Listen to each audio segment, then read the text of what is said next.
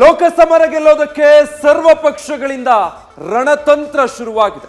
ಕಲಬುರಗಿ ಲೋಕಸಭೆ ಅಭ್ಯರ್ಥಿಯ ಆಯ್ಕೆ ವಿಚಾರದ ಬಗ್ಗೆ ಚರ್ಚೆ ನಡೆಸೋದಕ್ಕೆ ಸಿಎಂ, ಡಿಸಿಎಂ, ಇನ್ನುಳಿದ ನಾಯಕರು ಹೇಳಿದ್ರೆ ಸ್ಪರ್ಧೆ ಮಾಡ್ತೀನಿ ಅಂತ ಖರ್ಗೆ ಅವರು ಹೇಳಿದ್ರು. ಎಐಸಿಸಿ ಅಧ್ಯಕ್ಷರ ಭೇಟಿ ಮಾಡಿ ಈಗ ಕೆಪಿಸಿಸಿ ಅಧ್ಯಕ್ಷರು ಚರ್ಚೆ ಮಾಡಿದ್ದಾರೆ. ನೀವೇ ಕಲಬುರಗಿಯಿಂದ ಸ್ಪರ್ಧೆ ಮಾಡಬೇಕು ಅಂತ ಡಿಕೆಶಿ ಖರ್ಗೆ ಅವರನ್ನ ಮನವಿ ಮಾಡಿಕೊಂಡಿದ್ದಾರೆ. ಮಲ್ಲಿಕಾರ್ಜುನ ಖರ್ಗೆ ಸ್ಪರ್ಧಿಸೋ ಬಗ್ಗೆ ಸಸ್ಪೆನ್ಸ್ ಇನ್ನೂ ಕೂಡ ಹಾಗೆ ಮುಂದುವರಿತಾ ಇದೆ. ಸೀನಿಯರ್ ಜೂನಿಯರ್ ಇರಲ್ಲ, ಇದ್ರಾಗ ಕಲೆಕ್ಟಿವ್ ಲೀಡರ್ಶಿಪ್ ಇರ್ತದೆ. ನಾವು ರಾಜ್ಯದೊಳಗೆ ಗೆಲ್ಲಬೇಕಾದ್ರೆ 28 ಸೀಟ್ನಲ್ಲಿ ಮ್ಯಾಕ್ಸಿಮಮ್ ಸೀಟ್ ಗೆಲ್ಲಬೇಕಾದ್ರೆ ಇಲ್ಲಿ ಇರ್ತಕ್ಕಂಥ ಎಲ್ಲಾ ಮುಖಂಡರು, ನಾ ಬರೇ ಅವರಿಬ್ರು ಎದುರಿದ್ದಾರೆ ಹೇಳ್ತಾ ಇದ್ದೀನಿ, ಆದ್ರೆ ಕ್ಯಾಬಿನೆಟ್ ಮಿನಿಸ್ಟರ್ಸು, MLAs, ಕೆಲವು ಜನ MLA ಇರೋದಿಲ್ಲ, ಆದ್ರೆ ಅವ್ರ ಇನ್ಫ್ಲೂಯೆನ್ಸ್ ಇರ್ತದೆ ಅನೇಕ ಕ್ಷೇತ್ರಗಳಲ್ಲಿ. ಸೊ ಅವ್ರು ನಿರ್ಣಯ ಮಾಡ್ತಾರೆ, ಮಾಡಿದ್ಮೇಲೆ ನೋಡೋಣ. ಸೊ ಖರ್ಗೆ ಅವರು ಹೇಳಿದ್ದು ಹೀಗೆ, ಮುಖ್ಯಮಂತ್ರಿಗಳು, ಉಪಮುಖ್ಯಮಂತ್ರಿಗಳು, ನಮ್ಮ ಪಕ್ಷದ ನಾಯಕರೆಲ್ಲ ನಾನು ಸ್ಪರ್ಧೆ ಮಾಡಬೇಕು ಅಂತ ಹೇಳಿದ್ರೆ ನಾನು ಕೂಡ ಸ್ಪರ್ಧೆ ಮಾಡ್ತೀನಿ. ಈ ಸ್ಪರ್ಧೆ ವಿಚಾರದಲ್ಲಿ ಜೂನಿಯರ್, ಸೀನಿಯರ್ ಅಂತೆಲ್ಲ ಬರೋದಿಲ್ಲ.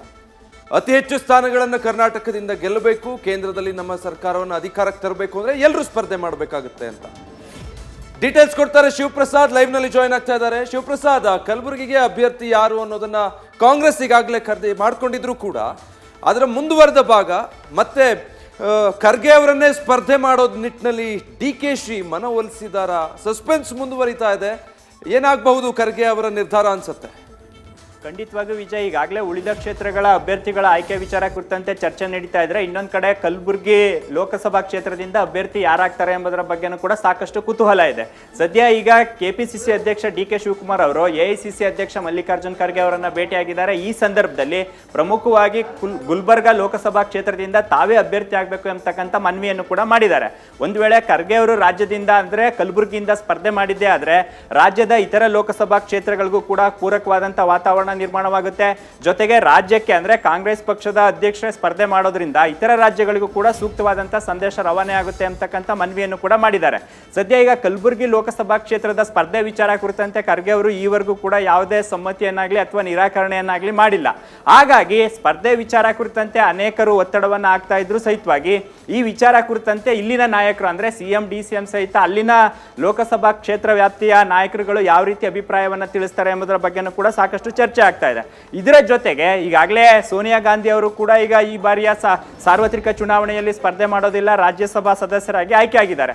ಹಾಗಾಗಿ ಎಐಸಿಸಿ ಅಧ್ಯಕ್ಷರು ಏನಾದರೂ ಸ್ಪರ್ಧೆಯಿಂದ ಹಿನ್ನಡೆ ಏನಾದರೂ ನಿರಾಕರಣೆ ಮಾಡಿದರೆ ಅದು ಬೇರೆಯದ್ದೇ ಸಂದೇಶ ಹೋಗಲಿದೆ. ಇತರ ಪಕ್ಷಗಳು ಈ ವಿಚಾರವನ್ನ ಕುರಿತಂತೆ ಖರ್ಗೆ ಅವರು ಎಐಸಿಸಿ ಅಧ್ಯಕ್ಷರಾಗಿದ್ದರೂ ಸಹಿತವಾಗಿ ಅವರು ಚುನಾವಣೆಗೆ ಸ್ಪರ್ಧಿಸಿಲ್ಲ ಎಂಬತಕ್ಕಂಥ ಮಾತನ್ನು ಕೂಡ ಈ ಚುನಾವಣೆ ಸಂದರ್ಭದಲ್ಲಿ ಆಡ್ತಾರೆ. ಅದಕ್ಕೆ ಅವಕಾಶವನ್ನ ಕೊಡಬಾರ್ದು. ಹಾಗಾಗಿ ಗುಲ್ಬರ್ಗಾ ಲೋಕಸಭಾ ಕ್ಷೇತ್ರದಿಂದ ತಾವೇ ಅಭ್ಯರ್ಥಿ ಆಗಬೇಕು ಎಂಬತಕ್ಕಂಥ ಮನವೊಲಿಕೆ ವಿಚಾರ ಕುರಿತಂತೆ ಕೆಪಿಸಿಸಿ ಅಧ್ಯಕ್ಷರು ಮನವಿ ಮಾಡಿದ್ದಾರೆ. ಸದ್ಯ ಈ ವಿಚಾರ ಕುರಿತಂತೆ ಖರ್ಗೆ ಅವರು ಯಾವ ಅಭಿಪ್ರಾಯವನ್ನ ತಿಳಿಸ್ತಾರೆ ಈ ಕುರಿತಂತೆ ಇವತ್ತು ಅಥವಾ ನಾಳೆ ಒಳಗೆ ಖರ್ಗೆ ಅವರು ತಮ್ಮ ಅಭಿಪ್ರಾಯವನ್ನ ಅಂದ್ರೆ ಚುನಾವಣೆಗೆ ಸ್ಪರ್ಧೆ ಮಾಡಬೇಕಾ ಇಲ್ಲ ರಾಜ್ಯಸಭಾ ಸದಸ್ಯರಾಗಿ ರಾಷ್ಟ್ರಾದ್ಯಂತ ಪ್ರವಾಸ ಮಾಡಬೇಕಾ ಅಂದ್ರೆ ಕಾಂಗ್ರೆಸ್ ಅಭ್ಯರ್ಥಿಗಳ ಗೆಲುವಿಗೆ ರಾಷ್ಟ್ರಾದ್ಯಂತ ಪ್ರವಾಸ ಮಾಡಲಿಕ್ಕೆ ನಾನು ಈ ಬಾರಿ ಚುನಾವಣೆಯಲ್ಲಿ ಕಂಟೆಸ್ಟ್ ಮಾಡ್ತಾ ಇಲ್ಲ ಅಂತಕ್ಕಂಥ ವಿಚಾರವನ್ನ ಮುಂದಿಡ್ತಾರೋ ಇಲ್ಲ ನಾಯಕರು DK ಶಿವಕುಮಾರ್ ಸೇರಿದಂತೆ ಹಲವು ಕಾಂಗ್ರೆಸ್ ನಾಯಕರ ಮನವಿಗೆ ಸ್ಪಂದಿಸಿ ಗುಲ್ಬರ್ಗಾ ಲೋಕಸಭಾ ಕ್ಷೇತ್ರದ ಅಭ್ಯರ್ಥಿ ಅವರೇ ಆಗ್ತಾರ ಎಂಬ ವಿಚಾರ ಕುರಿತಂತೆ ಖರ್ಗೆ ಅವ್ರಿಗೆ ಕೂಡ ಈ ವಿಚಾರ ಕುರಿತಂತೆ ಅಂದ್ರೆ ಸ್ಪರ್ಧೆ ವಿಚಾರದಲ್ಲಿ ತಾವೇ ಒಂದು ನಿರ್ಣಯಕ್ಕೆ ಬರಬೇಕು. ಆದ್ರೂ ಕೂಡ ನಾವು ಮನವಿ ಮಾಡ್ತಾ ಇದೀವಿ, ನಮ್ಮ ಮನವಿಯನ್ನ ಪರಿಗಣಿಸಿ ಎಂಬತಕ್ಕಂಥ ವಿಚಾರವನ್ನ